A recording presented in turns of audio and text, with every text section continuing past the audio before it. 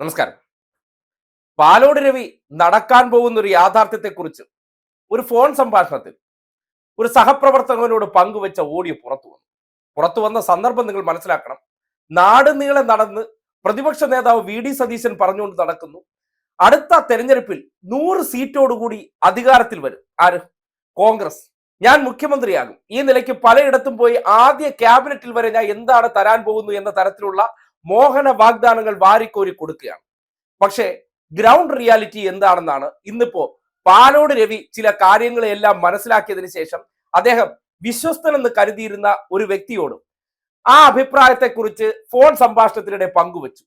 അത് മറ്റൊരു PV അൻവർ എന്ന് വേണം മനസ്സിലാക്കാൻ. നേരെ എടുത്ത് മാധ്യമങ്ങൾക്ക് കൊടുത്ത് അദ്ദേഹം സ്വയം സ്റ്റാർ ആകുകയാണ്.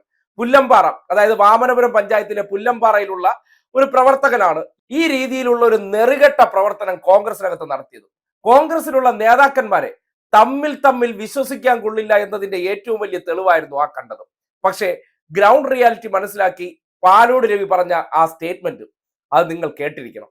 എന്നിട്ട് അതിനകത്ത് സതീശനും അദ്ദേഹത്തെ സപ്പോർട്ട് ചെയ്യുന്ന മാധ്യമങ്ങൾ ഒളിപ്പിക്കുന്ന ചില രാഷ്ട്രീയങ്ങളുണ്ട്, അതുകൂടി നിങ്ങൾ കേൾക്കണം. അവിടെ പഞ്ചായത്ത് ഇലക്ഷനിൽ മൂന്നാമത് പോകും, നിയമസഭയിൽ ഉച്ചകുത്തി താഴെ നീ നോക്കിക്കോ. 60 അസംബ്ലി നിയോജക മണ്ഡലത്തിൽ BJP എന്ത് ചെയ്യാൻ പോകുന്നെന്ന്.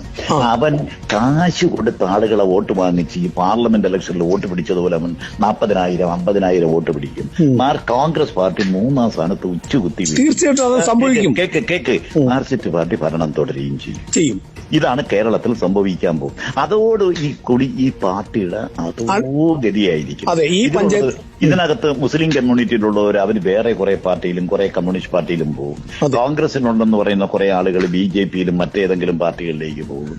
ഇത് എടുക്കാത്ത ചരക്കായി ഈ വരുന്ന പഞ്ചായത്ത് ഇലക്ഷനും അസംബ്ലി ഇലക്ഷനും കഴിയുമ്പോഴാണ് അത് കഴിഞ്ഞാൽ നശിക്കുന്നത്. അത് ഉറപ്പാണ്. പ്രത്യേകിച്ച് പഞ്ചായത്ത് ഇലക്ഷൻ നമ്മൾ യാതൊരു ബ്ലോക്ക് ഭാരവാഹികളുടെ കാര്യത്തിൽ 100 പേരെ വയ്ക്കും. പാർട്ടി ഇറങ്ങി നടക്കാൻ ആളില്ല.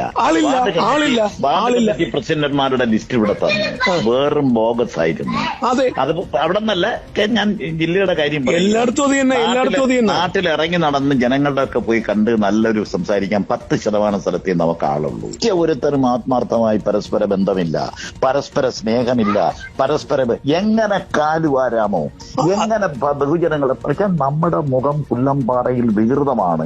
ഓരോ നേതാവിന്റെ പേര് പറഞ്ഞ് ഓരോ നേതാവുമായിട്ടുള്ള ബന്ധം സ്ഥാപിച്ചിട്ട് ഇതിനെ ഭിന്നമാക്കുകയാണ്. കേട്ടല്ലോ, അദ്ദേഹം പറഞ്ഞ കാര്യങ്ങൾ നിങ്ങൾ കേട്ടു. പല ചാനലുകളും പറയുന്നുണ്ട്. അതായത് കോൺഗ്രസ് എടുക്കാച്ചരക്കായി മാറും, 60 സീറ്റുകളിൽ BJP വലിയ മുന്നേറ്റം ഉണ്ടാക്കും, കോൺഗ്രസിൽ നിൽക്കുന്ന കുറച്ച് മുസ്ലിങ്ങൾ CPM-ലേക്ക് പോകും, ബാക്കിയുള്ളവർ BJP-യിലേക്കും പോകും.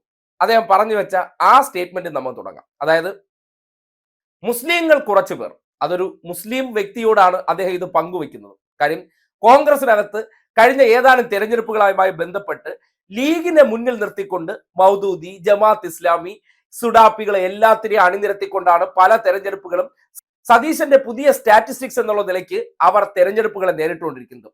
അവർ ജയിച്ച തെരഞ്ഞെടുപ്പുകൾ പാലക്കാട്, അവർ ജയിച്ച് കഴിയുന്നതിന് തൊട്ട് മുന്നോടിയായിട്ട് ആ വിജയത്തിന്റെ അവകാശവാദവുമായി അവിടെ പരസ്യമായിട്ട് ആഹ്ലാദ പ്രകടനം നടത്തിയത് SDP ആണ്. നാട് ദൃശ്യം കണ്ടതാണ്, അതിൽ യാതൊരു തർക്കവുമില്ല.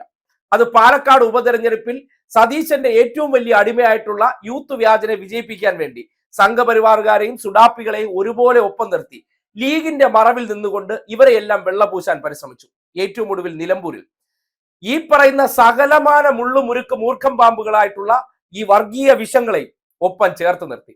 ആ ചേർത്ത് നിർത്തിയതിനു ശേഷം പരമ്പരാഗതമായി കോൺഗ്രസിനകത്ത് നിൽക്കുന്ന NSS SNDP വിഭാഗക്കാരെ അവഗണിക്കുന്നുണ്ട്. അതായത് കേരളത്തിൽ ന്യൂനപക്ഷ കൺസോൾട്ടേഷൻ, അതായത് സതീശന്റെ ലക്ഷ്യം അനുസരിച്ച് ജമാഅത്ത് ഇസ്ലാമിയെ SDP-യും കൂടെ നിർത്തിക്കഴിഞ്ഞാൽ അവരെ കൊണ്ട് വർഗീയ ആശയം മുസ്ലിങ്ങൾക്കിടയിൽ പ്രചരിപ്പിച്ചുകൊണ്ട് കൺസോൾട്ടേറ്റ് ചെയ്ത് കഴിഞ്ഞാൽ മലബാർ മേഖലയിൽ നിന്ന് വലിയ തോതിൽ നമുക്ക് സീറ്റ് പിടിക്കാൻ കഴിയും. അതാണ് പ്രഖ്യാപിത ലക്ഷ്യം. അങ്ങനെ പിടിച്ചു കഴിയുമ്പോൾ ഉണ്ടാകാൻ പോകുന്ന അപകടത്തെക്കുറിച്ചൊന്നും സതീശന് പ്രശ്നമല്ല. മുഖ്യമന്ത്രി കസേര ഒഴിച്ച് ബാക്കിയുള്ള എല്ലാം നിങ്ങൾക്ക് വിട്ടുതരാം. ഇങ്ങനെ ഒരു സ്ട്രാറ്റജിയിൽ മുന്നോട്ട് പോകുമ്പോൾ സ്വാഭാവികമായിട്ടും പാലോട് രവി എന്ന് പറയുന്ന വ്യക്തി അദ്ദേഹം കോൺഗ്രസിനകത്തുള്ള NSS മുഖമാണ്. കോൺഗ്രസിന്റെ തലസ്ഥാനത്തെ പ്രധാനപ്പെട്ട NSS നേതാക്കന്മാരിൽ പ്രമുഖനാണ് പാലോട് രവിയും VS ശിവകുമാർ തുടങ്ങി പല നേതാക്കന്മാരും. ഇവരെല്ലാം ഇപ്പോൾ അവഗണിക്കപ്പെട്ടിരിക്കുകയാണ്. സതീശനെ സംബന്ധിക്കുന്നിടത്തോളം ഇപ്പോൾ അധികാരത്തിലെത്താൻ മറ്റു കുറുക്കു വഴികൾ ഇല്ലാത്തത് കൊണ്ട് ഇവരെയൊക്കെ ഇഗ്നോർ ചെയ്തുകൊണ്ട് എങ്ങനെയൊക്കെ മുസ്ലിം കൺസോൾട്ടേഷൻ ഉണ്ടാക്കി അവിടെ നിന്ന് പരമാവധി സീറ്റ് നേടാം, ബാക്കിയുള്ളത് നമ്മുടെ കൈവശം ഉള്ളത് കൂടി വിജയിച്ച് കയറി കഴിഞ്ഞാൽ അധികാരത്തിൽ വരാമെന്നുള്ളതാണ് സതീശൻ ഇപ്പോൾ പയറ്റിക്കൊണ്ടിരിക്കുന്ന തന്ത്രം. അത് ലീഗിന്റെ മറ പിടിച്ച് കോൺഗ്രസിന്റെ മതേതര സ്വത്ത് രാഷ്ട്രീയം അദ്ദേഹം അടിയറവ് വെച്ചുകൊണ്ട് ഇങ്ങനെ ഒരു നീക്കം നടത്തുമ്പോൾ കോൺഗ്രസിനകത്ത് നിൽക്കുന്ന നേതാക്കന്മാർക്കുള്ള അതൃപ്തി എന്താണ്, അതിനെ സംബന്ധിച്ച് അദ്ദേഹം ആ പാർട്ടിയിലുള്ള ഒരാളോട് തന്റെ അഭിപ്രായം പങ്കുവയ്ക്കുകയാണ്. അതിനെയാണ് ഈ തെമ്മാടിത്തം PV അൻവർ മോഡലിൽ കാണിച്ചത്. കാര്യം PV അൻവർ നേരത്തെ അദ്ദേഹത്തോട് സ്വകാര്യ സംഭാഷണം നടത്തിയ ഉദ്യോഗസ്ഥരുടെ കാര്യത്തിൽ ചെയ്ത പ്രവൃത്തി എന്താണെന്ന് നമ്മൾ കണ്ടതാണ്. അതേ മാതൃകയിൽ വീണ്ടും മറ്റൊരു ഉദാഹരണം, കോൺഗ്രസുകാർ തന്നെ കാലുവാരി സമൂഹത്തിന്റെ മുന്നിൽ തറയിലടിക്കുന്ന രംഗമാണ് നിങ്ങൾ കാണുന്നത്. എങ്ങനെയാണ് ഇവരെ വിശ്വസിക്കാൻ കഴിയുക? നിങ്ങളൊന്ന് ആലോചിച്ച്, പരസ്പരം ഒരു വിഷയത്തെക്കുറിച്ച് സംസാരിച്ചു കഴിഞ്ഞാൽ അതിനെപ്പോലും റെക്കോർഡ് ചെയ്ത് സമൂഹത്തിന്റെ മുന്നിലേക്ക് വിടുന്നുണ്ടെങ്കിൽ കുടിച്ച വെള്ളത്തിൽ വിശ്വസിക്കാൻ പറ്റിയ ഏതെങ്കിലും കോൺഗ്രസുകാർ ഈ നാട്ടിലുണ്ടോ? അദ്ദേഹം പറഞ്ഞത് വസ്തുതയാണെന്ന്. NSS ഉൾപ്പെടെയുള്ള സംഘടന, ഈഴവ സംഘടന, ഇവരെ എല്ലാവരെയും അവഗണിച്ചുകൊണ്ട് അദ്ദേഹം ഇപ്പോൾ മുസ്ലിങ്ങളുടെ ഒരു വോട്ട് ബാങ്ക് സൃഷ്ടിച്ചു കഴിഞ്ഞാൽ മലബാർ മേഖലയിൽ നമുക്കൊരു വലിയ മുന്നേറ്റം ഉണ്ടാക്കാൻ പറ്റും. മലബാർ മേഖലയിൽ നിന്നുള്ള സീറ്റുകൾ കൂടി കിട്ടിയാൽ നേരത്തെ നമ്മുടെ കൈവശത്തുള്ള 21 സീറ്റുണ്ട്. അതിനപ്പുറത്തേക്ക് ഈ കൺസോൾട്ടേഷൻ ഉണ്ടാക്കാൻ വേണ്ടി നാറിയ കളി സതീശൻ കളിക്കുമ്പോൾ കോൺഗ്രസിനകത്തുള്ള ഹിന്ദുമത, പ്രത്യേകിച്ച് NSS വിഭാഗത്തിലുള്ളവരെല്ലാം എത്രമാത്രം അസംതൃപ്തരാണെന്നും അവരെയെല്ലാം അവഗണിച്ചുകൊണ്ട് സതീശൻ നടത്തിക്കൊണ്ടിരിക്കുന്ന നെറുകെട്ട നീക്കത്തിൽ കോൺഗ്രസിനകത്ത് ഉണ്ടാകാൻ പോകുന്ന വലിയ പൊട്ടിത്തെറിയാണ് വരും ദിവസങ്ങളിൽ കാണാൻ പോകുന്നത്. ഒന്നുകിൽ സതീശൻ ചെയ്തുകൊണ്ടിരിക്കുന്ന പ്രവർത്തനങ്ങളെ കുറിച്ച് ഉറച്ചു പറയാനുള്ള ധൈര്യം കോൺഗ്രസുകാർക്ക് വേണം. പക്ഷേ സതീശ മാടമ്പിയോട് അത് പറഞ്ഞാൽ അധികാരം നഷ്ടപ്പെടുമെന്നുള്ള പേടിയിൽ ഇവർക്ക് അതിന് കഴിയുന്നില്ല. പക്ഷേ സതീശന് മുഖ്യമന്ത്രി കസേര എന്ന ഒരു ഒറ്റ ലക്ഷ്യം മാത്രം മുന്നിലുള്ളതുകൊണ്ട് ആ വഴിയിലേക്ക് പോകാൻ സതീശന് മാർഗമേ പ്രശ്നമല്ല. അതുകൊണ്ട് ലീഗിനെ മുന്നിൽ നിർത്തിക്കൊണ്ട് സതീശൻ നടത്തിക്കൊണ്ടിരിക്കുന്ന ഈ പ്രവർത്തനങ്ങൾ അത് എത്രമാത്രം അപകടകരമാണെന്ന് തിരിച്ചറിഞ്ഞതിന്റെ അടിസ്ഥാനത്തിലും ആ തീരുമാനങ്ങൾ നടപ്പാക്കുന്നതിന്റെ ഭാഗമായിട്ട് കോൺഗ്രസിനകത്തുള്ള മുതിർന്ന NSS വിഭാഗത്തിൽപ്പെട്ട നേതാക്കന്മാരുടെയൊക്കെ അസംതൃപ്തി എത്രത്തോളം ഭീകരമാണ് എന്നതിന്റെ തെളിവ് കൂടിയാണ് ഒരു പ്രവർത്തകനോട് അദ്ദേഹം സാധാരണ രീതിയിൽ പങ്കുവച്ചൊരു കാര്യം. പാലോട് രവിക്ക് മാത്രമല്ല, VS ശിവകുമാറിന് കാണും, രമേശ് ചെന്നിത്തലയ്ക്ക് കാണും, I ഗ്രൂപ്പിലെ പലർക്കും ഉണ്ടാകും. സതീശൻ ഇപ്പോൾ ഒറ്റ ലക്ഷ്യമുള്ളത് തന്റെ മുഖ്യമന്ത്രി കസേര മാത്രമാണ്. ആ പ്രയാണത്തിലേക്ക് പോകുമ്പോൾ സംഭവിക്കാൻ പോകുന്ന കാര്യത്തെക്കുറിച്ച് യാഥാർത്ഥ്യമായി മനസ്സിലാക്കിക്കൊണ്ടാണ് പാലോട് രവി ഈ കാര്യം പറഞ്ഞിരിക്കുന്നത്.